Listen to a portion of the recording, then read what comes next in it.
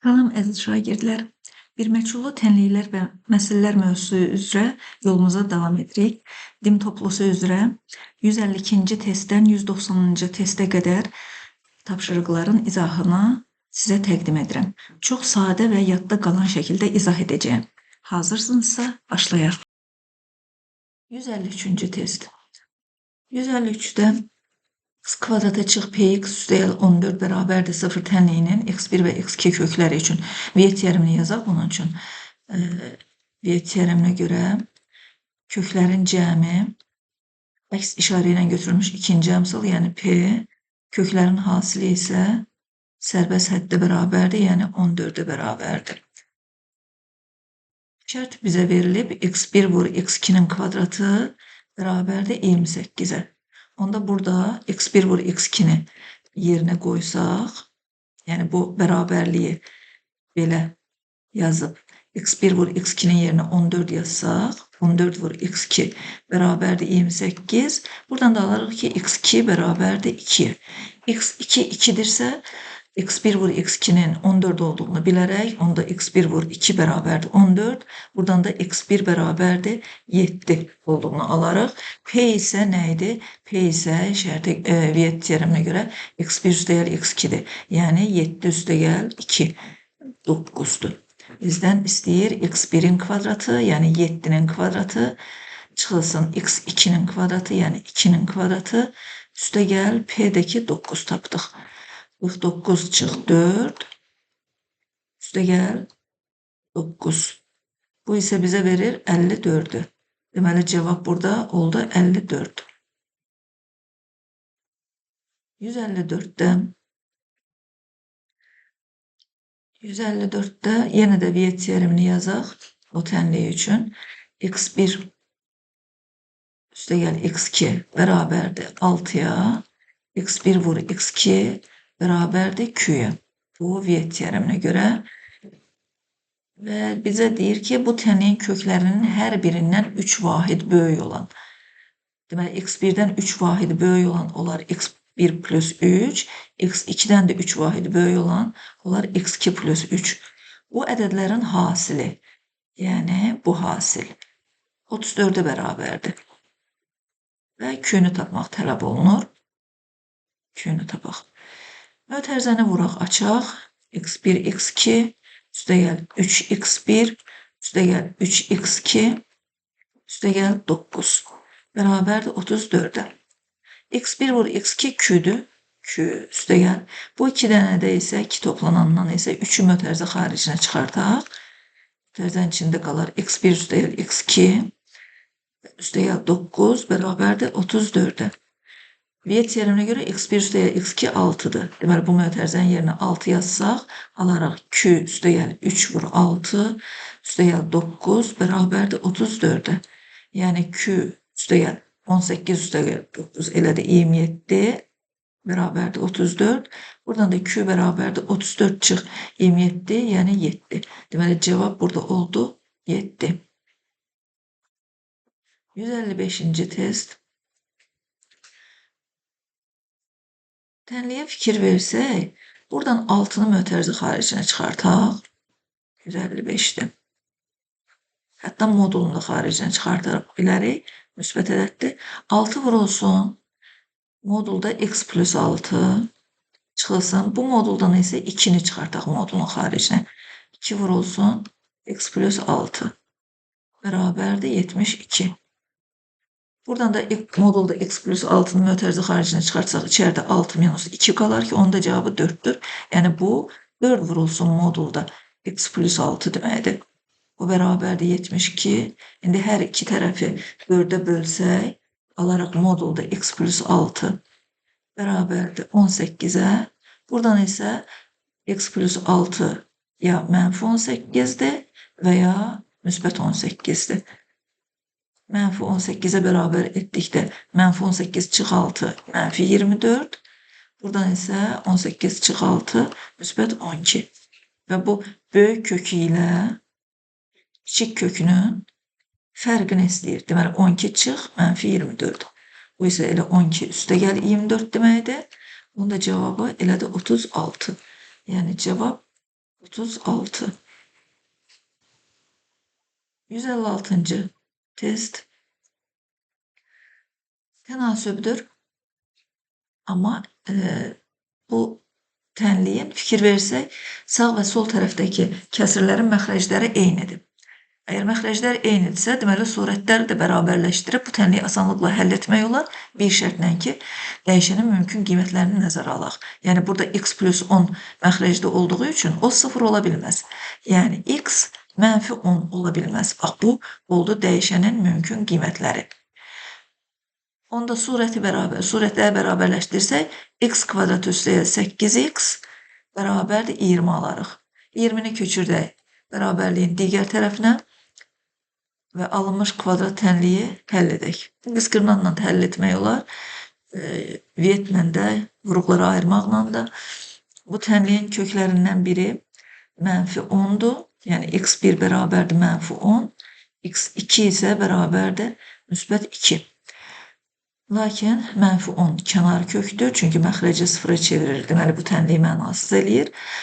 Deməli, cavab 2'dir. 157. test. Yenə də eyni qayda ilə bərabərliyin hər iki tərəfinə daxil olan kəsirlərin məxrəcləri eynidir. Məxrəcləri eynidirsə, deməli surətləri bərabərləşdirmək olar. Amma nəzərə alaq ki, x plus 3 fərqlidir, 0 olmalıdır. Yəni x fərqlidir, mənfi 3 olmalıdır. Surətləri bərabərləşdirsək, x kvadratı çıx 9x bərabərdir 36'ya. Buradan da köçürdək, çıxılsın 36 bərabərdir 0 və yenə də bunu vuruqları ayırmaqla da həll etmək olar. Gəlin bu dəfə diskriminantla həll edək. Diskriminant b kvadratı minus 4ac, yəni 9'un kvadratı çıxılsın 4 vur, 1 vur, c-də mənfi 36'dır. Bu da bizə verdi 81, mənfini mənfiyə vuranda müsbət eləyir, 4'ü də 36'ya vuranda 144. Bu da eləyir 225. Diskriminant 225'dir. Deməli, 2 müxtəlif kök var. x1 2 bərabərdir mənfi b, yəni 9. Plus minus kökdə d, yəni kökdə 225, ondan 15 çıxır. Bölünmüş 2a. A da 1'dir, ona görə 2 alındı. Buradan da alınır ki, köklərdən biri 9 çıx 15, yəni mənfi 6 böl 2, mənfi 3. Lakin bu kənar kökdür. Çünki məxrəc 0 olurdu. Verilmiş tənlikdə x2 də bərabərdir 9 üstə gəl 15. Yəni 24 böl 2, o da eləyir 12. Yəni bu tənliyin kökü oldu 12. 158. test. Bu tənliyin kökləri x1 və x2 olarsa, x1 vur x2'nin kubu üstə gəl x1'in kubu vur x2 cəmini tapın. Yenə də bu tənlik üçün əvvəlcə Viet teoremini yazaq. Ümumiyyətlə köklərdən danışdıqda Viet teoremini yazmaq lazımdır. x1 üstə gəl x2 bərabərdir mənfi b bölü a-ya. Yəni 10 bölünmüş 2, o da elədi 5. x1 vur x2 isə bərabərdir c bölü a-ya, yəni 7 bölünmüş 2'ye. Elə belə də saxlayıram. Axtarılan ifadə x1 vur x2'nin kubu üstə gəl x1'in kubu vur x2. Buradan ortaq vuruq x1, x2'ni mötərizə xaricinə çıxartsaq, mötərizənin içərisində qalar x2'nin kvadratı, üstə gəl x1'in kvadratı. x1 vur x2'nin 2'də 7 olduğunu bildik. Bunu yerinə qoyaq.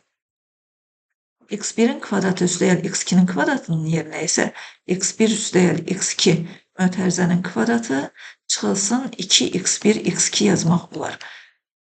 Yəni, köməkçi müxtəsər vurma yeniliyinə görə. Onda Viet teoremini nəzərə alsaq, x1 üstə x2 5 idi, oldu 5'in kvadratı, çıxılsın 2 vur, x1 vur x2'də 2'də 7 idi. O da bərabərdir, 2'də 7 vurulsun, mötərizədə 25 çıxılsın 7. Yəni, 25'dən də 7 çıxsaq 18, 18'dən 2 ixtisar gedər, qalar 7 vur 9, yəni 63. Deməli, 158'də cavab oldu 63. 159. Tənliyin kökləri cəmini tapın. Bu tənliyi kökləri cəmini tapmaq üçün əvvəlcə biz ikinci kəsrin məxrəcində azalanla çıxılan yerini dəyişib mənfini verək mötərizə xaricinə.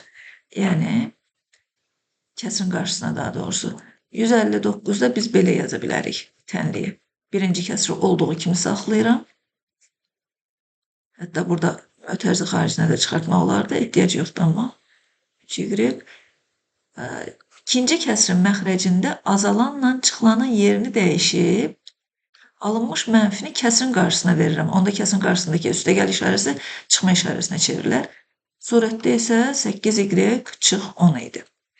Bərabərdir 0. İndi eyni məxrəcə gətirsək və yaxud da ki, tənliyin hər iki tərəfinə ortaq məxrəcə vursaq, alarıq y kvadratı, üstəgəl 2 çıxılsın 8y çıx 10 bərabərdir 0.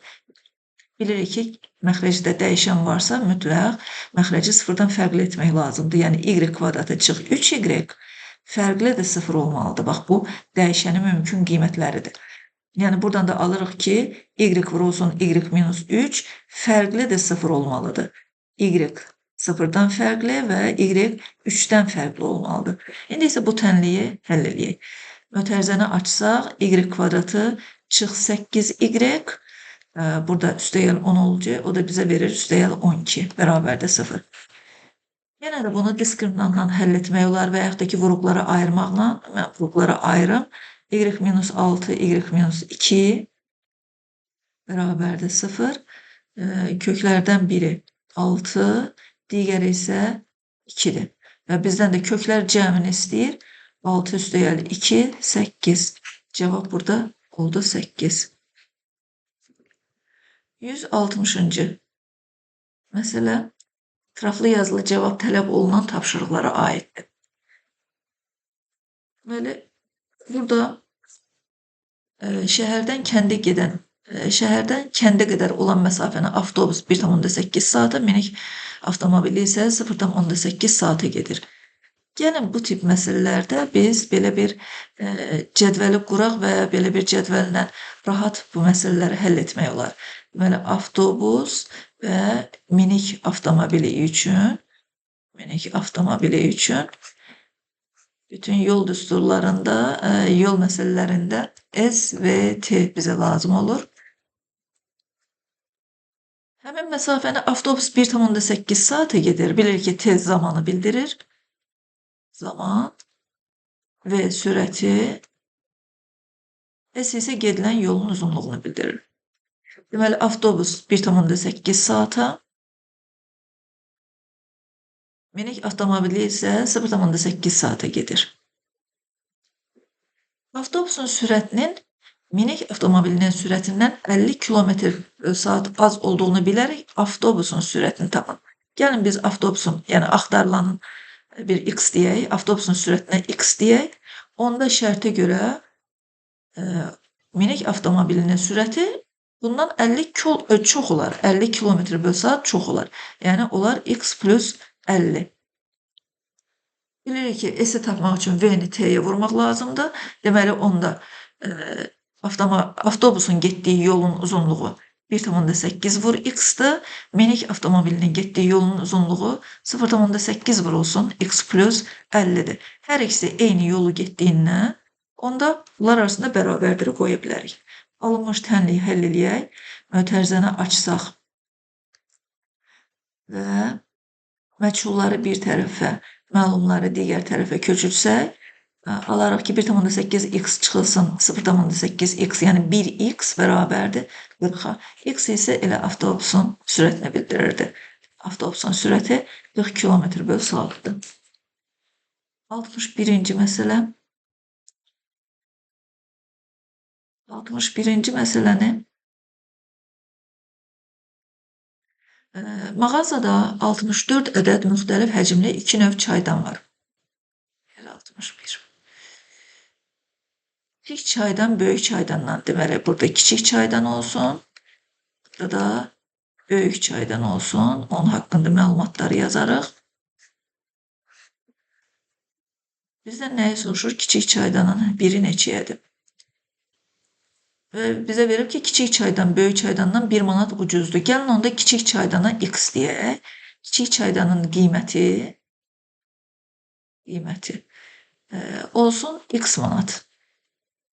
Əgər kiçik çaydan böyük çaydandan ucuzdursa 1 manat, deməli böyük çaydan da bahadır 1 manat. Yəni böyük çaydanın qiyməti olar x plus 1 manat. İndi burada çaydanların hamısını satdıktan sonra böyük çaydanların satışından 100 manat, böyük çaydanlardan 100 manat,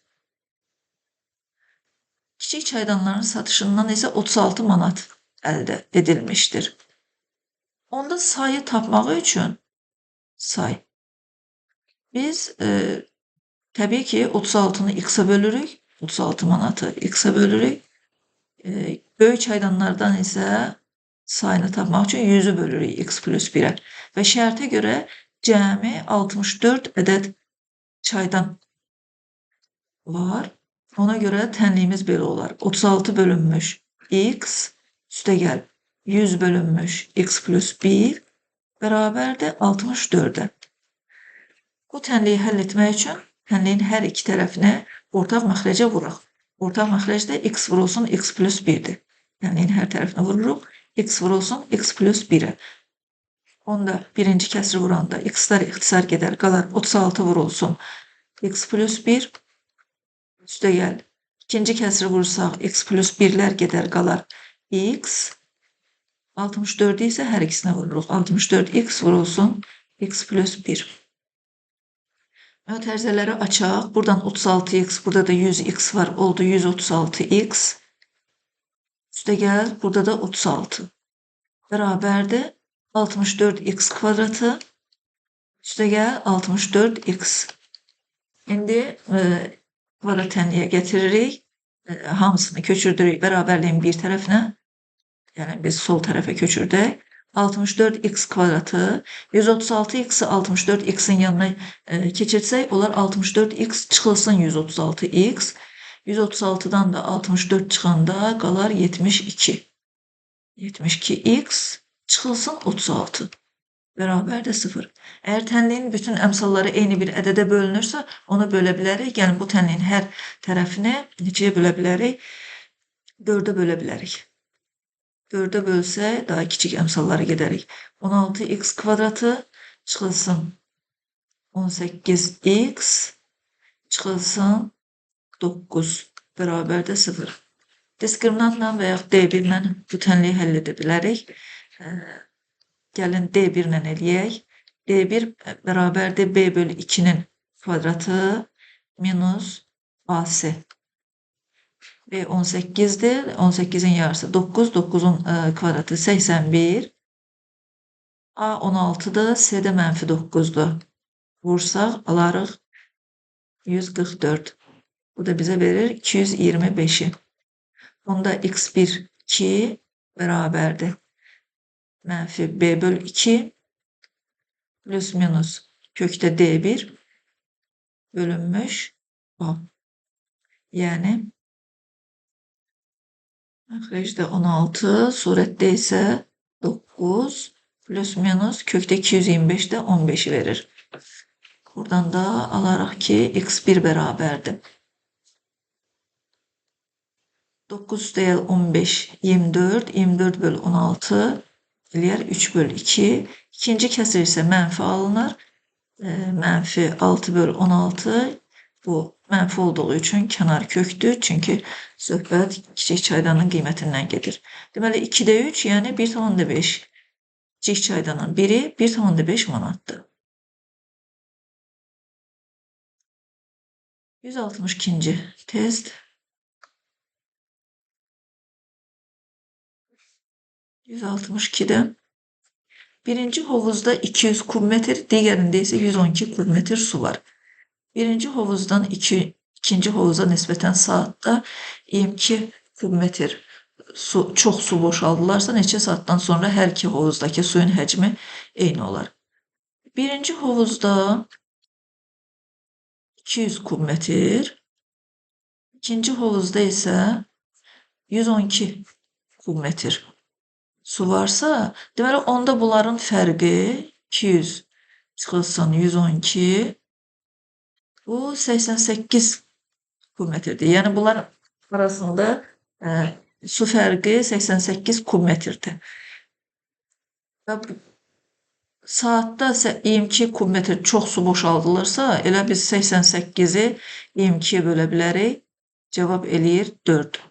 Deməli 4 saatdan sonra hər iki hovuzdakı suyun həcmi eyni olur. 163'də 163'də iki ardıcıl natural ədədin hasili, biri n, biri n plus 1. Bunların hasili 240'a bərabərdir. Bu ədədlərin cəmini soruşur. Mötərizəni açıb n kvadratı plus n, 240'ı da köçürdək bərabərliyin digər tərəfinə, bərabərdir 0. Yenə də vuruqları ayırmaqla və yaxud diskriminantla həll edə bilərik. D bərabərdir b kvadrat çıx 4ac düsturuna görə. 1 çıxılsın 4 vur, 1 vur, mənfi 240. Bu da bizə verər 961'i. 961 müsbət olduğu üçün 2 müxtəlif kökü var. Köklər də bərabərdir. Mənfi b plus minus kökdə d bölünmüş 2a düsturuna görə olur mənfi 1 plus minus kökdə 961'dən 31 çıxır. A'sı da 1'dir.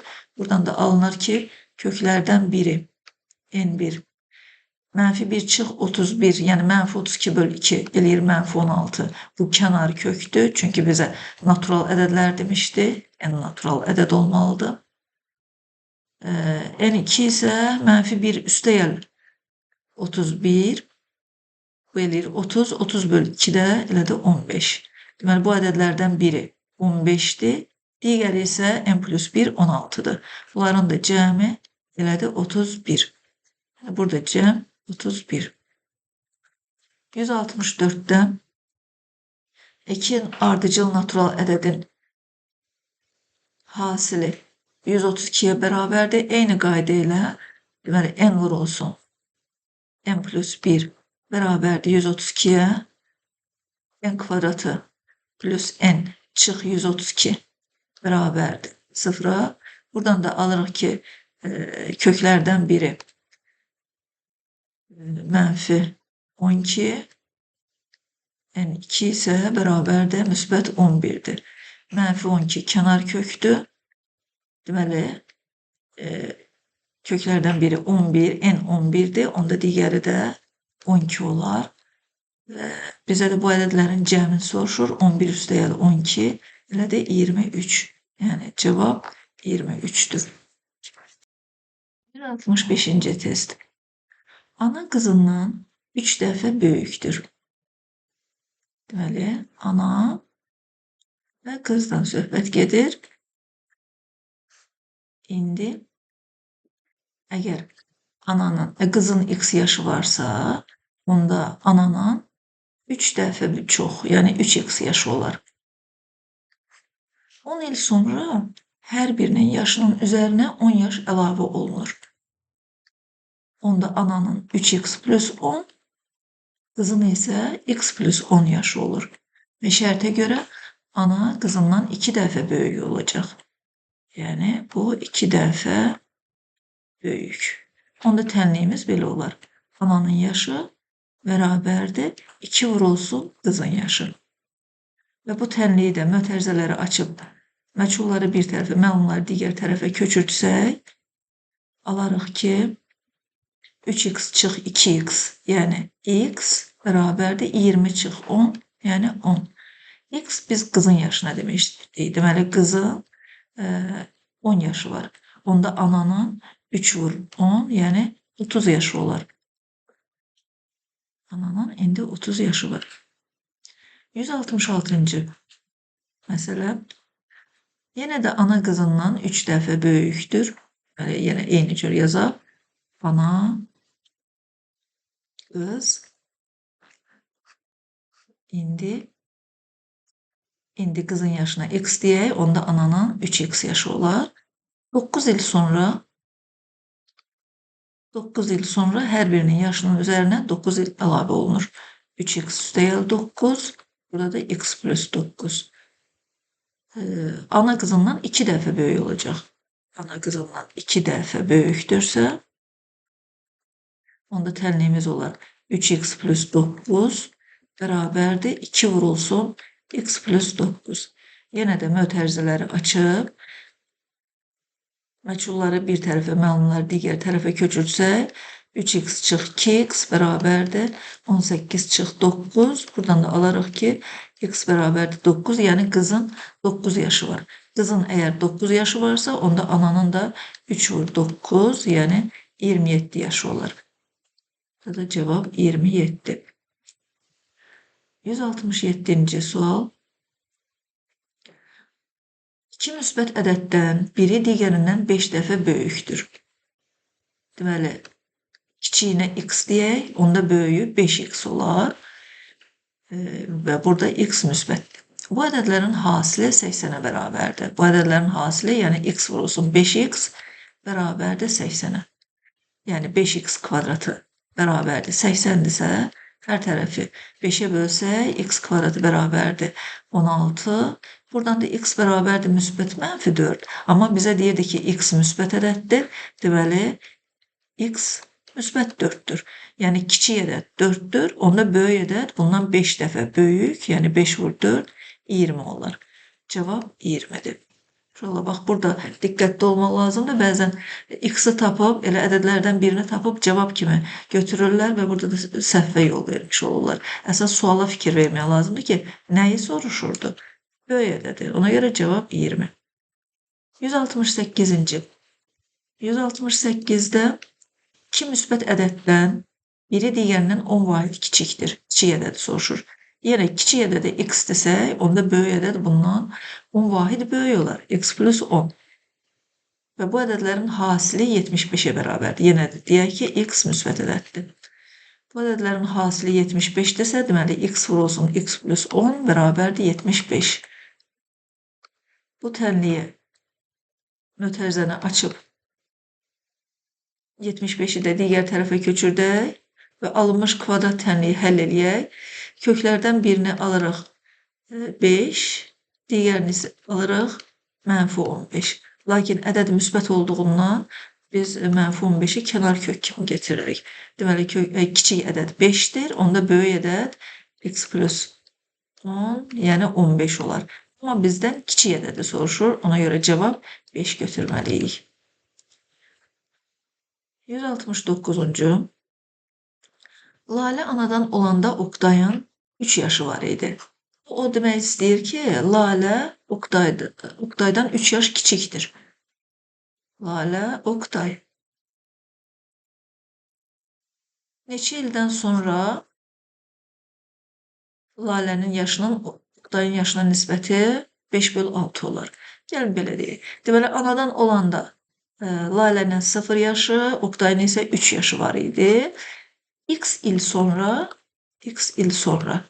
onda Lalənin x yaşı olar, Oqtayın isə 3 plus x yaşı olar. Və şərtə görə Lalənin yaşının, yəni x-in Oqtayın yaşına, yəni 3 plus x olan nisbəti 6'da 5'e bərabərdir. Artıq bunu tənasüb kimi həll eləsək, kənar hədlərin hasili, yəni 6x bərabərdir orta hədlərin hasilinə, yəni 5 vurulsun 3 plus x-a. Buradan da mötərizəni açsaq, 6x bərabər olar 15 plus 5x-a. Məchullar bir tərəfə, məlumlar bir tərəfə köçürsək, 6x çıx 5x. Yəni x bərabərdir 15. Deməli, 15 il sonra. Əlində yoxlanmasını belə aparırsınız ki, 15 il sonra Lalənin deməli neçə yaşı olur? Lalənin olur 15 yaşı, Oqtayın isə 18 yaşı olur. Həqiqətən də 15'in 18'ə nisbəti 3'ə ixtisar getsə, qalır 5'in 6'ya nisbəti kimi. Bu da həllin yoxlanması. 170-ci sualda deyir, Bəhruz anadan olanda bu tərəfdə yazaq. Bəhruz anadan olanda Şəlalənin 4 yaşı var idi. Yəni yazaq Bəhruzun 0 yaşı olanda Şəlalənin 4 yaşı var idi. Neçə ildən sonra? X il sonra. Bəhruzun x yaşı olar, Şəlalənin isə 4 plus x yaşı olar. Və şərtə görə Bəhruzun yaşının Şəlalənin yaşına nisbəti 5/7'dir. Yəni x bölünmüş 4 plus x bərabər olar 5 bölünmüş 7-yə. Yenə də eyni qayda ilə tənasüblə kənar hədlərin hasili 7x bərabərdir orta hədlərin hasilinə 5 vurulsun 4 plus x-a. Mötərizəni açaq. 7x bərabərdir 20 plus 5x. Məchulları bir tərəfə, məlumları bir tərəfə köçürsək, 7x çıx 5x bərabərdir 20, yəni 2x bərabərdir 20. Buradan da x bərabərdir 20 bölü 2, yəni 10. Deməli, 10 il sonra həllin yoxlamasını özünüz apara bilərsiniz. 71-ci də. Oğlun 5, atanın 25 yaşı var. 171-də oğul, ata. İndi 5 yaşı var. Atanın isə 25 yaşı var. Neçə ildən sonra? X il sonra. X il sonra hər birinin yaşının üzərinə x il əlavə olunur. Deməli 5 plus x, atada isə 25 plus x yaşı olur. Və deyir ki, atanın yaşı oğlunun yaşından 2 dəfə böyükdür. Deməli, ata oğlundan 2 dəfə böyük. 2 dəfə böyükdürsə, deməli, atanın yaşı, yəni 25 plus x bərabər olmalıdır 2 vurulsun oğlun yaşına. 5 plus x-a. Buradan da mötərizəni açaq. Alırıq 10 plus 2x və məchulları bir tərəfə, məlumları bir tərəfə, 2x çıx x köçsün bu tərəfə, 25 çıx 10 da bu tərəfdə. Deməli, x bərabərdir 15. Yəni 15 il sonra atanın yaşı oğlun yaşından 2 dəfə çox olar. 15 il sonra oğlun olur 20 yaşı, atanın isə olur 40 yaşı. Atada 40 da 20-dən 2 dəfə böyükdür. 172-də. Oğlun 6 yaşı, atanın 29 yaşı var. Yenə də oğul 6, ata 29 yaşı var. Neçə ildən sonra? X il sonra. İndi idi. X il sonra atanın olur 6 plus x yaşı, özür dilerim, oğlunun olur 6 plus x yaşı, atanın 24 plus x yaşı olur. Və yenə də ata oğlundan 2 dəfə böyükdürsə, 2 dəfə böyük. Bunda atanın yaşı almaq üçün oğlun yaşını 2-yə vurmaq lazımdır. 2 vurulsun 6 plus x. Mötərizəni açaq. 12 plus 2x bərabərdir 29 plus x. Məchulları bir tərəfə, məlumları digər tərəfə köçürsək, 29-dan da 12 çıxırıq. X də bərabər olur 17. Deməli, 17 il sonra atanın yaşı oğlun yaşından 2 dəfə böyük olur. Həllin yoxlanması. 17 il sonra oğlun olur 23 yaşı, atanın isə olur 46 yaşı və 46 da 23-dən 2 dəfə böyükdür. 173. Şagirdlərin hər birinə 2 dəftər paylanarsa, 15 dəftər artıq qalar. Hər bir şagirdə 3 dəftər paylanarsa, onda 5 dəftər çatmaz. Neçə nəfər şagird var? Şagirdlərin sayına, yəni şagird sayı x olsun. Onda dəftərlərin sayı, dəftər sayı. Əgər hər birinə 2 dəftər paylanarsa, 15 dəftər artıq olarsa, onda belə çıxır ki, dəftərlərin sayı 2x üstəgəl 15-dir. Digər tərəfdən isə hər bir şagirdə 3 dəftər paylanarsa, yəni 3x 5 dəftər çatmaz. Deməli, 3x minus 5. Və alınmış bu tənliyi həll eləyək. 3x minus 2x bərabərdir 15 plus 5. Yəni, x bərabərdir 20. Deməli, 20 şagird var. Həllin yoxlanmasında necə aparırıq? Onda 20 şagird varsa, onda şagird var, onda dəftər sayı olur. 2 vur 20 üstəgəl 15. Yəni 55. Həqiqətən də 55 dəftəri biz 20 şagirdə 3-3 paylamalı olsaydıq, onda 5 dənə dəftərimiz çatmazdı. Çünki 3-3 paylasaq gərək 60 dəftər paylayaq. Yəni cavab oldu burada 20. 174'te şagirdlərin hər birinə 2 dəftər paylanarsa 19 dəftər artıq qalar, hər birinə 3 dəftər paylanarsa onda 6 dəftər çatmaz. Yenə də fərz eləyək ki, x nəfər şagird var. Əgər x şagird varsa, onda hər birinə 2 dəftər paylanarsa 2x 19 dəftər artıq qalar. Deməli, dəftərlərin sayı oldu 2x plus 19. Hər birinə 3 dəftər paylanarsa, onda 3x dəftər paylanmalıdır. Amma 6 dəftər çatmırsa, deməli, dəftərlərin sayı 3x minus 6-ya bərabərdir. Onda 2x plus 19 bərabərdir 3x minus 6 tənliyini alırıq ki, buradan da məchulları bir tərəfə, məmnunları bir tərəfə, bir dəfə belə yazaq, 3x minus 2x bərabərdir 19 üstəyəl 6. Yəni, x bərabərdir 25. 25 şagird var. Həllin yoxlamasında necə aparaq? 25 nəfərin hər birinə 2-2 dəftər paylasaq, onda 2 vur 25 üstəyəl 19, yəni 69 dəftər var və bu 69 dəftəri 3-3 paylamaq istəyiriksə 25 dəftərə, 25 şagirdə. 25 şagirdə biz əslində 75 dəftər paylamalıyıq. Amma bizdə 69 dəftərdir, deməli 6 dənəsi çatmır. Yəni, həllin yoxlanmasında apardıq, doğrudur, uyğun gəlir. 175-ci məsələ. Həsən Etibardan 8 yaş böyükdür. Deməli, Həsən Etibar. Və bizdən Həsənin indiki yaşını soruşur. Gəlin, Həsənin indi x yaşı var deyək. İndi x yaşı var və onda Etibar Həsəndən 8 yaş kiçikdir. Çünki Həsən böyük idi. Onda bu x minus 8 yaş olar. Əgər Həsən 7 il əvvəl, 9 il, Etibar isə 9 il sonra anadan olsaydı, tabii yazıq, əgər 7 il əvvəl anadan olsaydı, onda Həsən 7 yaş daha böyük olardı. Yəni, x plus 7 yaş olardı. Etibar isə 9 il sonra anadan olsaydı, onda Etibarın olardı x minus 8 çıx 9, yəni 9 yaşda kiçik olardı. Yəni, Etibarın olardı x minus 17 yaşı. Və şərtə görə Həsən Etibardan 3 dəfə böyük olardı. Yəni, Həsənin yaşı x plus 7-dir. Bu, Etibarın yaşından 3 dəfə böyükdür. Yəni, bərabərdir 3 vurulsun x minus 17-yə. Mötərizəni açaq. 3x minus 51 bərabərdir x plus 7 yaza bilərik.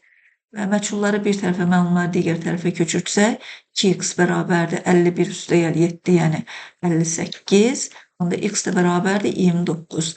Yəni, Həsənin indi 29 yaşı var. Cavab oldu 29. Günel Zümrüddən 7 yaş böyükdür. Bizdən 2000 yaşını soruşur. Günelin indi neçə yaşı var? Fərz eləyək ki, Günelin indi x yaşı var. Onda Günel Zümrüddən böyükdürsə, Zümrüd də kiçikdir. Neçə yaş? 7 yaş. Yəni, oldu x minus 7 yaşı var. Günel 6 il əvvəl anadan olsaydı, onda onun yaşı 6 yaş daha böyük olardı. Zümrüd isə 3 il sonra anadan olsaydı, onda onun yaşı 3 yaş kiçik olardı. Yəni, x minus 10 olardı. Və şərtə görə Günel Zümrüddən 2 dəfə çox olardı yaşı, Günelin yaşı. Yəni, Günelin yaşı x plus 6 bərabərdir. 2 vurulsun x minus 10'a.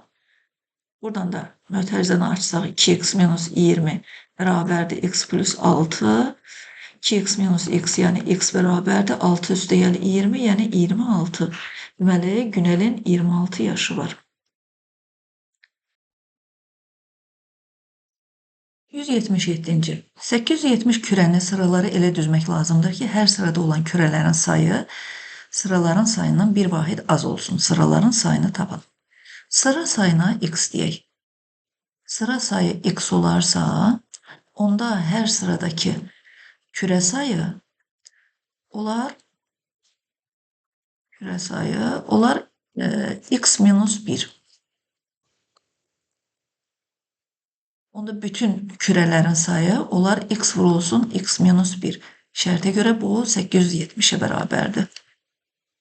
Ötərizəni açaq. X kvadratı çıx x. 870'i köçürək bu tərəfə. Çıx 870 bərabərdir 0. Diskriminantla bu tənliyi həll eləyək. B bərabərdir 1. Çıxılsın 4 vur 1 vur. Mənfi 870. Bu da bərabərdir. 1 üstə gəl. 870'i vursaq 28 2 yadda 32 34. Elədi 3481. 3481 isə 59'un kvadratıdır. Deməli onda x1 2 bərabərdir. Mənfi b yəni 1 plus minus kökdə d yəni 59 bölünmüş 2a yəni 2. Buradan da alınır ki x1 bərabərdir. 1 üstə gəl 59 bölü 2 yəni 30. x2 də bərabərdir. Mənfi 29. Deməli sıra sayı x 30'a bərabərdir. Cevap 30. Zavoddakı bütün işçilərin 35% kişilər. Deməli kişilər 35%. Onda belə çıxır ki, qadınlarda 100 çıxılsın 35, yəni 65% olardı. Və qadınlar kişilərdən 222 nəfər çoxdur. 222 nəfər çox. Zavodda neçə nəfər işləyir? Fərz eləyək ki, x nəfər işləyir. Onda qadınlar olar x-in 65%, yəni x vur 65 bölü 100. Kişilər olar 35%, yəni x vur 35 bölü 100. Və qadınlar kişilərdən 222 nəfər çoxdursa, demək onda bunların arasındakı fərq 222 nəfərə bərabərdir. 0'dan %65 x'dan 0'dan %35 x çıxanda 222 eləyirsə, bu elə 0'dan %30, yəni 0'dan 3 x bərabərdir 222 deməkdir. Buradan da alırıq ki, x bərabərdir 222 bölünmüş 0'dan 3. 0'dan 3. Və biz də surət məxrəci 10'a vuraq ki, vergül atılsın. 2220'ni 3'e bölürük. 22'də 7 dəfə, 4, 40. Deməli, zavodda 740 nəfər işləyir. 179-cu məsələyə baxaq.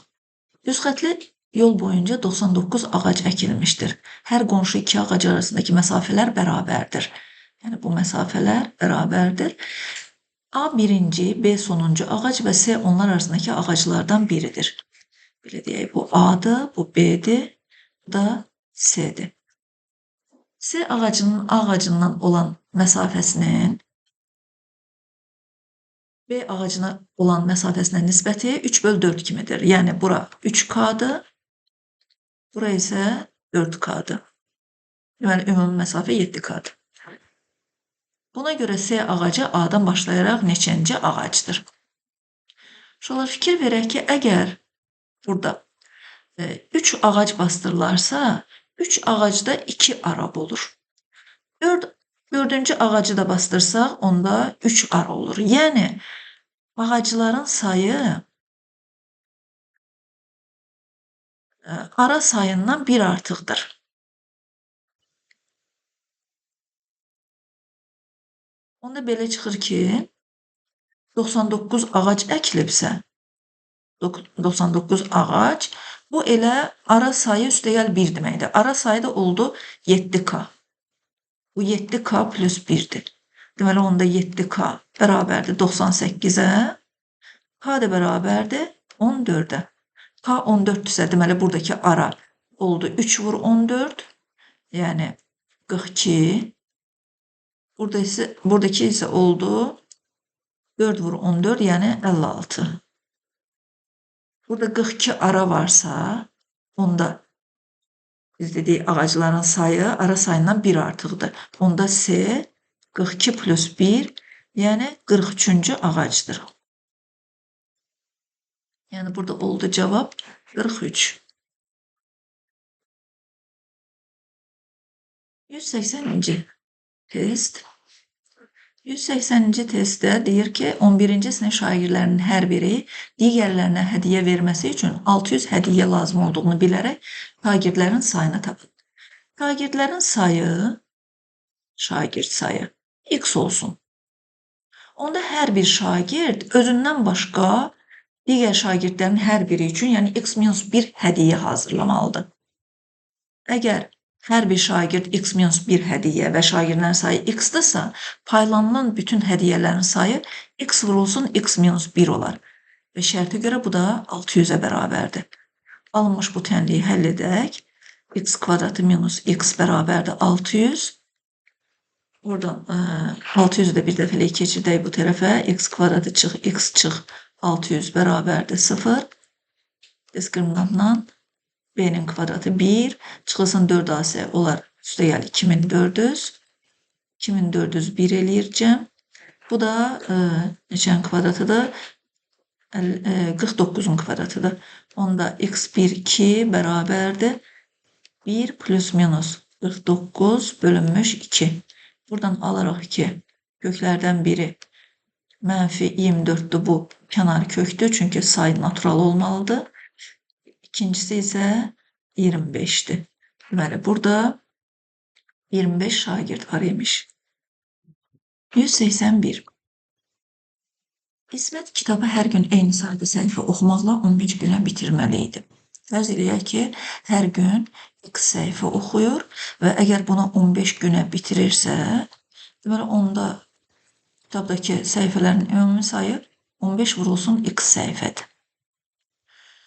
Lakin o hər gün nəzərdə tutulduğundan 3 səhifə çox. Deməli onda gündə x plus 3 səhifə oxuyur və bunu 10 günə bitirir.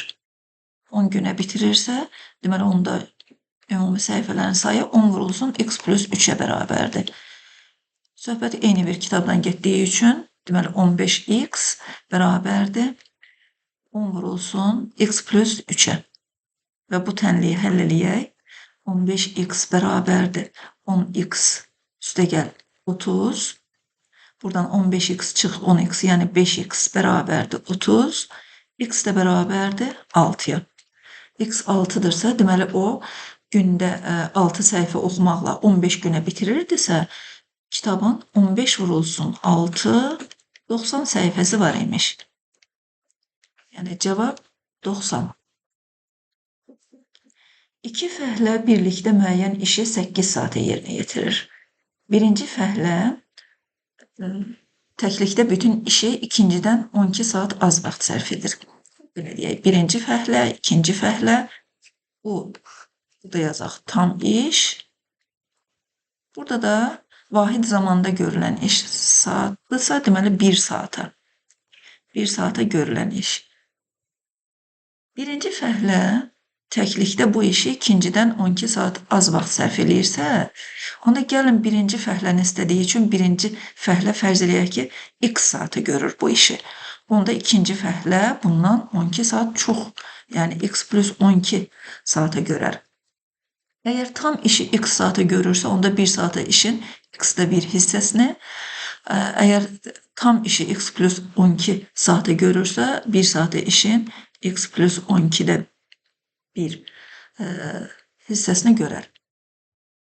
Və birlikdə, burada da yazaq birlikdə əgər bu işə 8 saat vaxt sərf olunursa, onda birlikdə 1 saata işin 8'də bir hissəsi görülər. Beləliklə tənliyi alaraq. X-da 1, üstə gəl. 1 bölünmüş x plus 12 bərabərdir 8'də 1'ə. Bu tənliyi həll etmək üçün tənliyin hər iki tərəfinə ortaq məxrəcə vuraq, yəni 8x vurulsun x plus 12'yə vuraq. Onda nə alırıq? Alırıq ki, 8 vurulsun x plus 12, üstə gəl 8 vurulsun x bərabərdir x vurulsun x plus 12. Alınmış tənlikdə mötərizələri açaq, oxşar hədləri islah eləyək. Alarıq x kvadratı, birbaşa yazıram, çıxılsın 4x, çıxılsın 96, bərabərdir 0. Bu tənliyi diskriminantdan və yaxud vurğuları ayırmaqla həll etsək, gəlin diskriminantla həll edək. D bərabərdir b kvadratı, yəni 16 Üstəgəl olur çünki S mənfidir. 4 vur 96 da 24, 4 vur 9, 36, o da 2, 38. Bu elədir 400. 420'nin kvadratıdır. Kökləri tapaq. X1, 2 bərabərdir. 4 plus minus kökdə 400, yəni 20 bölünmüş 2. Buradan da alırıq ki, köklərdən biri 4 çıx 20 böl 2, yəni mənfi 8 bu kənar kök olar. X2 də bərabərdir. 4 üstəgəl 20 böl 2, yəni 24 böl 2, 12. Deməli, onda birinci fəhlə bu işi 12 saata, digəri isə 12 üstəgəl 12, yəni 24 saata yerinə yetirir. Birinci fəhlə 12, ikinci fəhlə 24 saata. Bizdən birinci fəhləni istəyirdi. Buna görə cavab oldu 12. 183-cü test. İki fəhlə birlikdə müəyyən işi 6 saata yerinə yetirir. Birinci fəhlə təklikdə bütün işi ikincidən 5 saat az vaxt sərf edir. Birinci fəhlə təklikdə bütün işə nə qədər vaxt sərf edir?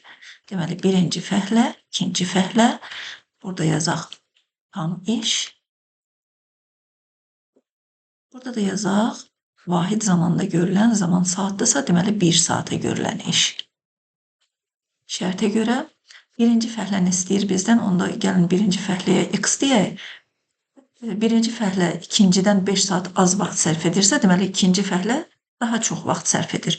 İkinci fəhlə 5 saat çox, yəni x plus 5 saat vaxt sərf edir. Və ümumilikdə birlikdə bu işi 6 saata yerinə yetirirlər. Burada da yazaq birlikdə 6 saata. Əgər birlikdə 6 saata yerinə yetirirlərsə, onda deməli 1 saata işin 6'da 1'ini görərlər. Birinci fəhlə tam işi x saata görürsə, onda 1 saata işin x-da 1 hissəsini, ikinci fəhlə isə 1 saata 1 bölünmüş x plus 5 hissəsini görər. Və şərtə görə tənliyi belə qurarıq. X-da 1 üstəgəl 1 bölünmüş x plus 5, bu bərabərdir 6'da 1'ə. Bu tənliyin hər tərəfinə 6x vurulsun, x plus 5'e vursaq, yəni ortaq məxrəcə vuraq, onda alarıq ki, 6 vurulsun, x plus 5, üstəgəl 6 vurulsun, x, bərabərdir, x vurulsun, x plus 5. Mötərizəni açaq, oxşar hədləri islah eləyək və alırıq tənliyi x kvadratı, çıxılsın. Burada 12x keçsə o tərəfə çıxılsın 12x. Burada da 5x var idi. Oldu çıx 7x. Çıx 30 bərabərdir 0. Diskriminantla həll edək. D bərabərdir 49 minus 4AC, yəni üstəgəl olur. Çünki S mənfidir. Oldu 169. Bu da 13'ün kvadratıdır. X1, 2 bərabərdir.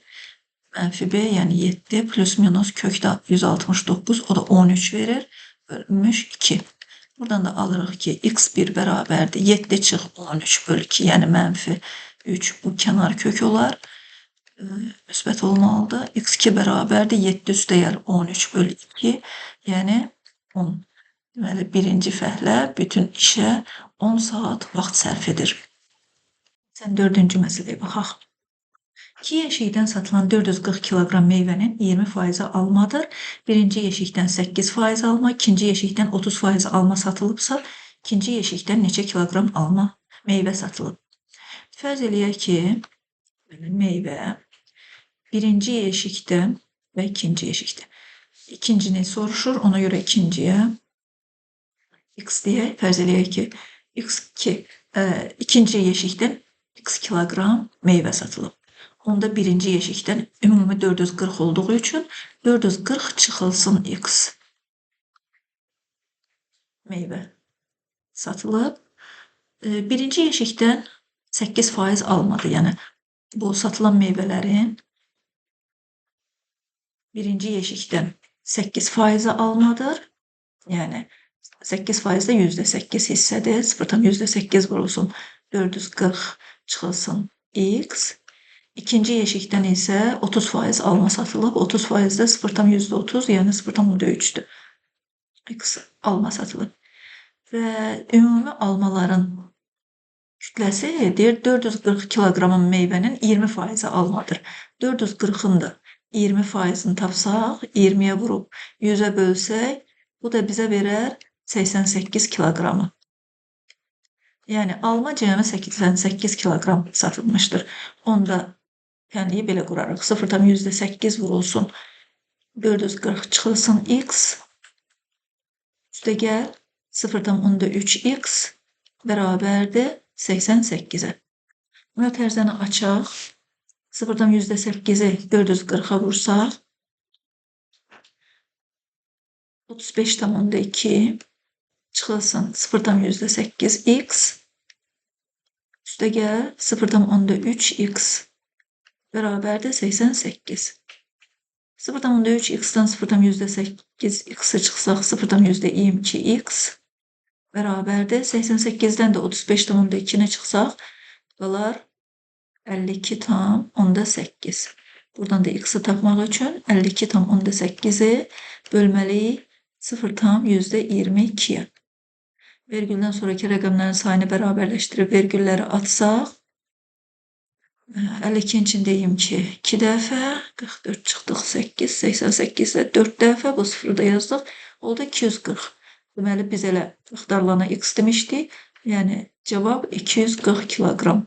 İkinci yeşikdən 240 kiloqram meyvə satılmışdır. 185. Alça və gavalı olan iki yeşikdə bərabər miqdarda gavalı var.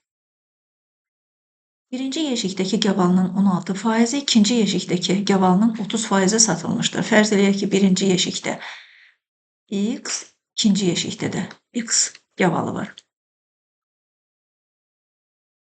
Satılmış 460 kiloqram meyvənin 20%'i gavalı olar. İndi bu var, amma satılan nə qədərdir? Satılan birinci yeşikdəkinin 16%'i satılmışdır. Yəni 0,16x. İkinci yeşikdəki gavalının isə 30%'i satılmışdır. Yəni 0,13x satılmışdır. Və ikisi birlikdə deyir satılmış 460 kiloqram meyvənin 20%'i gavalıdır. Yəni bu cəmi 460'ın 20%'idir. 460'ı 20'ye vurub 100'ə bölsək, bu da eləyər 92. Deməli, cəmi 92 kiloqram meyvə satılmışdır. Tənliyi alırıq 0,16x üstə gəl 0,13x bərabərdir 92'ye. Buradan da 0,46x bərabərdir 92. X də bərabərdir 92 bölünmüş 0,46'ya. Yenə də 100'ə vuraq surəti məxrəci. Cavab eləyir 200. Deməli, əvvəlcədən hər iki yeşikdə 200 kiloqram gavalı vardı. Amma satıldı. Birinci yeşikdən neçə kiloqram gavalı satılıb? Birinci yeşikdən 0,16x satılıb. 0,16'nı da 200'ə vursaq, bu da eləyər 32 kiloqram. Cevap 32. 186. test. Zavodun 3 sexində 350 adam işləyir. 186. Birinci sex, ikinci sex və üçüncü sex. Cəmi 350 adam işləyir. 350 nəfər. Birinci sexdə ikincidən 2 dəfə çox. İkincini bilmirəm nə qədərdir. X deyim. Onda birinci sexdə bundan 2 dəfə çox. Yəni 2x nəfər. Üçüncü sexdə isə ikincidən 10 nəfər çox işləyir. Deməli bu x plus 10 olar. Onda cəmi bunları toplasaq 2x üstə gəl x üstə gəl x plus 10 bərabər olmalıdır 350'ye. Buradan alırıq ki 4x bərabərdir 350 çıx 10'a, yəni 340'a. X də bərabərdir 85'e. Deməli bizdən ikinci sexi soruşur. İkinci sexdə isə belə 85 nəfər işçi var idi. Cevap 85. 187. 3 briqadada 180 işçi var. Birinci briqada, ikinci briqada, üçüncü briqada cəmi 180 işçi var. Birinci briqadada ikincidən 3 dəfə az. İkinciyə x dedik. Onda daha doğrusu birinciyə x deyək. Onda ikinci 3x olar. Üçüncüdə isə birincidən 30 nəfər çox işçi var. Deməli, x plus 30. Və cəmi də 180 olduğu üçün tənliyi qururuq. X üstəgəl 3x üstəgəl x plus 30 bərabərdir 180-ə. Buradan da alırıq ki, 5x bərabərdir 150-yə, x də bərabərdir 30-a. Bizdən birinci briqadada soruşurdu ki, neçə işçi var? Deməli, birinci briqadada 30 işçi var. İkinci briqadada olur 90, üçüncü briqadada isə olur 60 işçi. Və bunların cəmi də 180 işçi eləyir. Bəli, birinci briqadada oldu 30 işçi. 188-ci sual məsələn. Teploxodla dəniz gəzintisinə uşaqlar üçün biletin qiyməti 3 manat, böyüklər üçünsə 5 manatdır. Deməli, uşaqlar üçün 3 manat, böyüklər üçünsə 5 manatdır. 140 biletin satışından 580 manat əldə edilib. 140 bilet satılıbsa, deməli, onda burada sayı yazaq, bu qiymət idi. Bizdən də soruşur ki, uşaqlara satılan biletlərin sayı. Fərz edək ki, uşaqlara x bilet satılıb.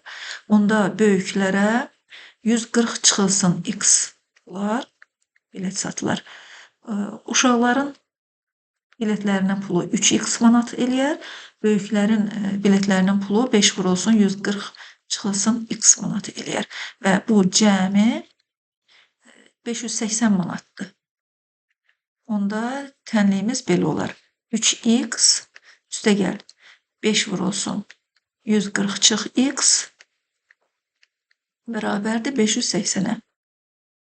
Mötərizəni açıb tənliyi həll eləsək, 3x üstəgəl 700 çıxılsın 5x bərabərdir 580. Mənfi 2x-i köçürdək bu tərəf olsun 2x. 700-dən də 580-i çıxanda qalar 120. Deməli, x də bərabərdir 60.